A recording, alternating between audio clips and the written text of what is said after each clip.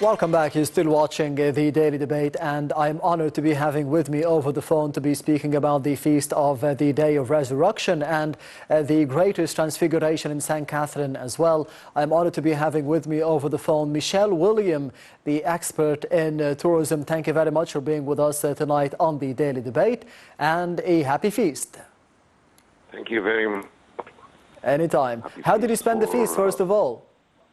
Happy feast for all of us. Yes, and especially Easter, as we are celebrating the Egyptians. How did you spend the feast, and what are the plans for Easter tomorrow? Tomorrow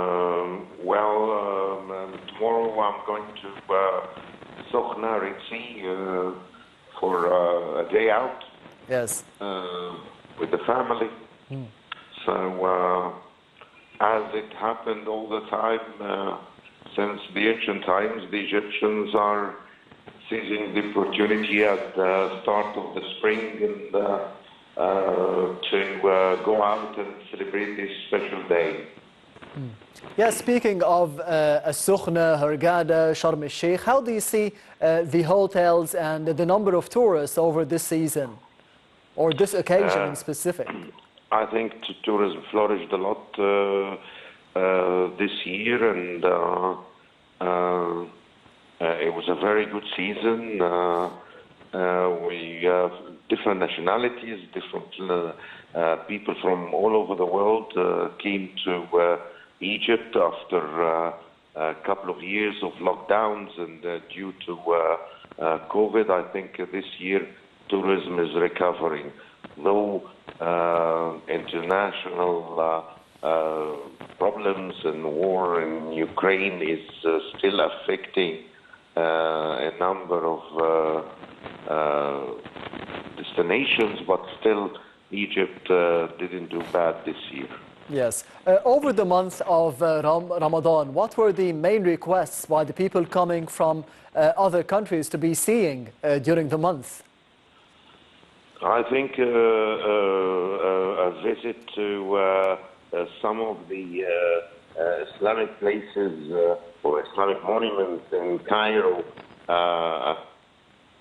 people especially places like Khan el-Khalili enjoy the atmosphere, the local atmosphere, and the atmosphere of Ramadan is something that people from all over the world find it fascinating.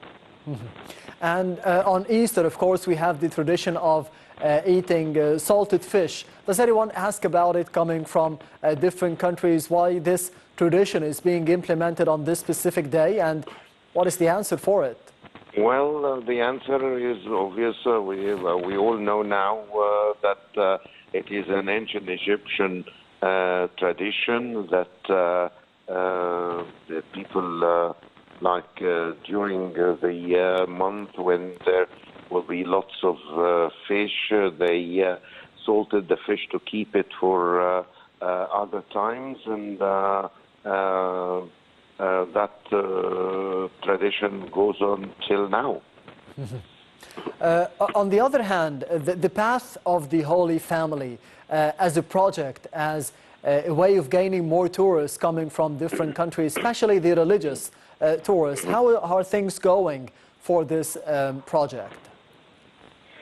I think it goes, it actually gets more credit and more ground every day, and people started to find we are doing a lot of sort of arrangements and getting places where the Holy Family stayed more accessible to tourists, especially not in the traditional areas where in Cairo, but also in places like Upper Egypt and different areas where the Holy Family stayed are getting ready to get people, and people find it really interesting. It needs more and more promotion and get people to or travel agents to actually put it in practically into their programs.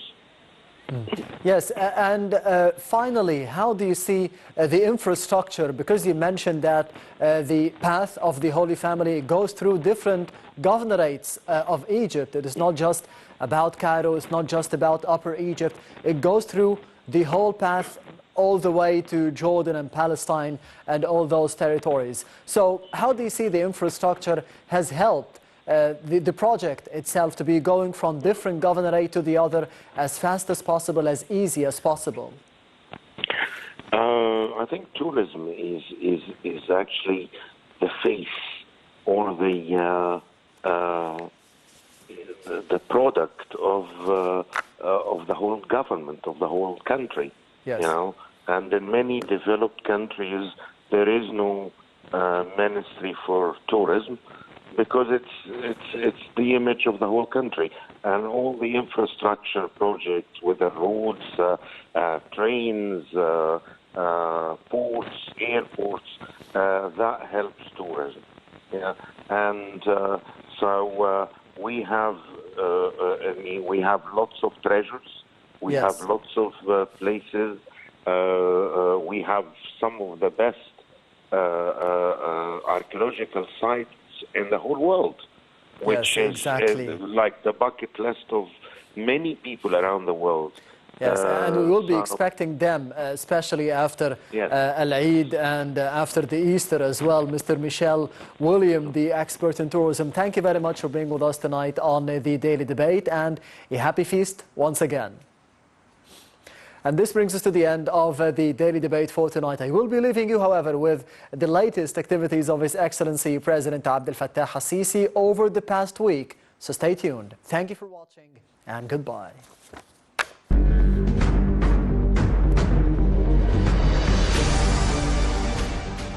President Abdel Fattah al-Sisi is following the developments of the national projects for the reclamation of desert lands at the level of the Republic. President of the Republic inspected on a surprise visit Nasr City First Police Station and attended iftar with the officers and soldiers of the station. The President is following up on developments of the work at the Grand Egyptian Museum in light of launching the limited trial operation.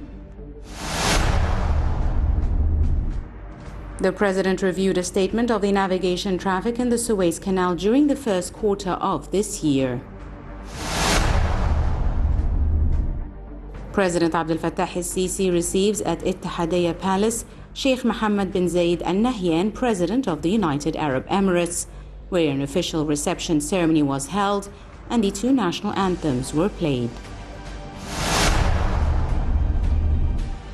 President Abdel Fattah al-Sisi follows up on the executive situation of a number of the engineering authorities' projects nationwide in various sectors, especially with regards to the construction and development of the road networks.